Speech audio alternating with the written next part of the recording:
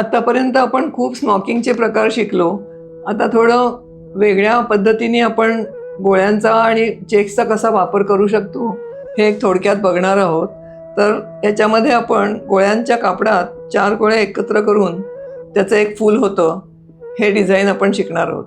हे डिझाईन आपण पाठीमागून साध्या दोऱ्यांनी 4 गोळे एकत्र करणार आहोत, पण पुढे दिसताना ते खूप वेगळं आणि खूप छान दिसतं आणि ह्याच्यात आपण काहीही पॅटर्न करू शकतो. हे फ्रॉक केलेला आहे आणि त्या फ्रॉकवर सुद्धा ह्या आपोआप चुंड पडलेले आहेत. असं करायचं असलं तरी होऊ शकतं किंवा हा पट्टा करून तो दुसरीकडे कुठे पण आपण जोडू शकतो. आपण नमुना आधी तयार करू शकतो आणि शिकून आपण मग ते डिझाईन कुठेही वापरू शकतो. हा नमुना तयार केलेला हा आहे आणि हे जितके लहान मोठे गोळे घ्याल त्याप्रमाणे त्याचं डिझाईनचा नाजूकपणा किंवा मोठ्या आकाराला तर मोठी फुलं दिसू शकतात.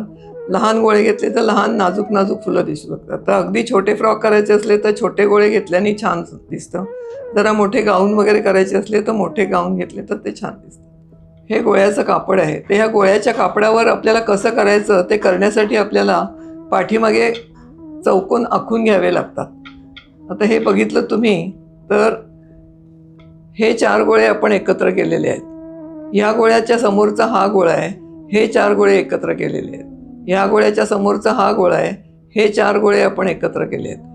त्याच्या समोरचा हा आहे, हे 4 गोळे. तुम्ही मध्येच कुठला तरी दुसरा गोळा घेतला तर ते डिझाईन येणार नाही. तसंच त्याच्या खालची ओळ घेताना या 2 गोळ्यांच्या मधला गोळा घेतलेला आहे आणि ते 4 गोळे घेतलेले आहेत. या गोळ्याच्या मधला हा गोळा घेतलेला आहे हे, आणि मग परत ह्या गोळ्याच्या खालचा हा, हे मुद्दाम तुम्हाला काढून दाखवलेलं आहे म्हणजे चूक होणार नाही. तर उलट्या बाजूला असे गोळे तुम्ही जर काढून घेतलेत तर डिझाईन चुकण्याचा प्रश्न येणार नाही. दुसरी गोष्ट अशी की ह्याच गोळ्यात सुई घालायची असं करायचं नाही. ह्या गोळ्यातनं ह्या गोळ्यात, ह्या गोळ्यातनं ह्या गोळ्यात, ह्या गोळ्यातनं ह्या गोळ्यात असं आपण करायचं. ते कसं करायचं ते मी आता तुम्हाला दाखवते. हे मी तुम्हाला पहिल्यांदा 4 गोळे करून दाखवलेत. हे असं आपल्याला येणार आहे. ते कसं करायचं ते मी आता दाखवते. आणि याच्यावर सुद्धा मी पाठीमागे गोळे आखून घेतलेले आहेत. हे बघा, हे मी इथे केलेत. आणि आता इथे करताना आपण ह्या एकाच गोळ्यातनं अशी सुई नाही काढायची आहे. या गोळ्याच्या खालच्या आकारातनं दुसऱ्या गोळ्याच्या खाली घ्यायची सुई अशी. ही बघा. आणि घालताना इथे थोडा गोळा हा दोरा शिल्लक ठेवायचा आहे. या गोळ्याच्याच खालची ही जी बाजू आहे इथून घेऊन हा दुसऱ्या गोळ्यात घालायचा आहे.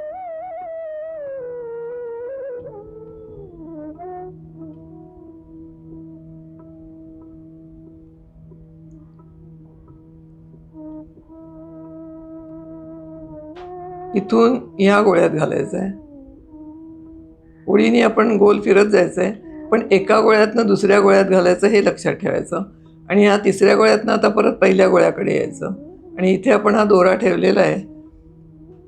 ह्या गोळ्यातनं इथे यायचं. आणि हे जे आहे हे आपण असं घट्ट ओढून घ्यायचं आणि हे घट्ट बांधायचं.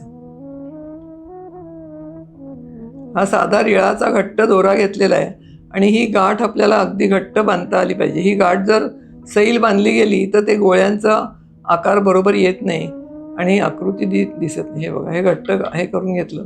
आता हे कापायचं. हे बघा. तसंच आता त्याच्या पुढचा ह्याच्या समोरचा हा गोळा, हे 4 चौकोन घालायचे. ते आपण ऑलरेडी इथे आखून घेतलेले आहेत.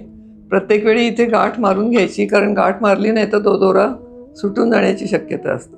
ह्या गोळ्यातून दुसऱ्या गोळ्यात, ह्या गोळ्यातून तिसऱ्या गोळ्यात, या गोळ्यातून. गोळ्याचा जो बेस असेल तो बेसच फक्त आपल्या सुईत आला पाहिजे, नाहीतर मग फुलं ती लहान होतील. आणि यातून आता आपण परत पहिल्या गोळ्याकडे जाणार आहोत.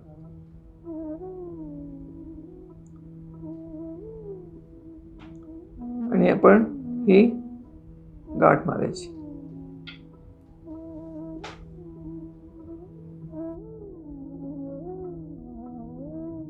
दरवेळी दोरा कापून घेतला आणि नवीन केला तरच ते सोपं पडतं, नाहीतर मग जरा गोंधळ होतो.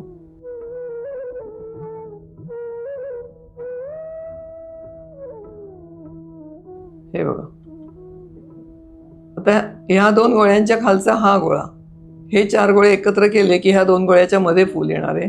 तसंच ह्यात हे 4. तर ते आपण आता कसं करायचं ते बघूया. दोरा नेहमी डबल घ्यावा, म्हणजे जास्त पक्की गाठ मारली जाते. दोरा नेहमी पक्क्या रिळाचाच घेतला पाहिजे. जी लाकडी रिळं असतात त्या लाकडी रिळांचा दोरा जास्त पक्का असतो, तो घेतला तर आणखीन बरं. कारण मधलाच एखादा गोळा जर सुटला तर ते सगळं डिझाईन फुकट जातं.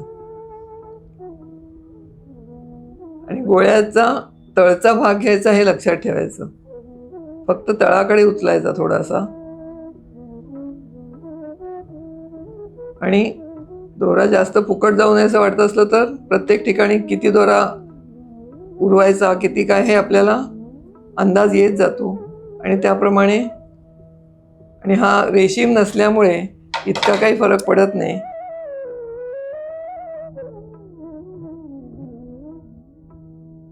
हे बघा, या 2 गोळ्याच्या मध्ये हा गोळा आला. तसंच ह्याच्यामध्ये हा येईल. तर ते तुम्हाला घालून दाखवते. आणि आणखी एक सूचना म्हणजे, जेव्हा तुम्ही छोटा फ्रॉक शिवाल किंवा काय शिवाल तेव्हा नक्की इथे पाठीमागे अस्तर लावलं पाहिजे, नाही तर हे लहान मुलांना टोचू शकतं.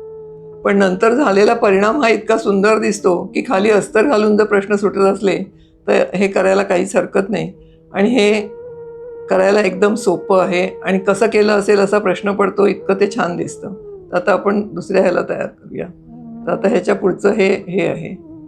हे आपण आखून घेतल्यामुळे खूप सोपं पडतं, नाही तर पुढच्या गोळ्यात घालायचा दोरा हे प्रत्येक वेळी गोंधळ होतो. आधी काढून घेतलेलं असलं की सोपं पडतं. ह्या इथे दोरा थोडा उरवायचा, म्हणजे गाठ मारायला उपयोगी पडते. आणि त्या दोऱ्याला आपण गाठ मारतो कारण नाही तर तो ओढता ओढता ओढला जातो आणि तो तिकडून बाहेर पडतो.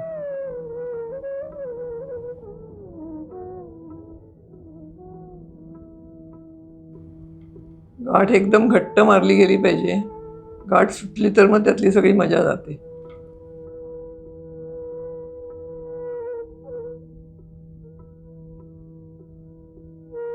मला वाटतं तुम्हाला हे डिझाईन समजलं असेल.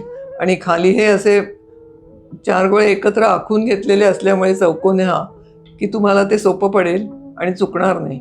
तर अशा तऱ्हेने तुम्ही हे करू शकता. तुम्हाला डिझाईन नक्कीच आवडलं असेल तर तुम्ही नक्की मला लाईक, शेअर आणि सबस्क्राईब करा. आणि बेल आयकॉन पण दाबा, म्हणजे पुढची डिझाईन्स तुम्हाला लवकर लवकर बघायला मिळतील. आता हे डिझाईन तुम्हाला कुठे करायचं ह्याचा प्रश्न पडेल.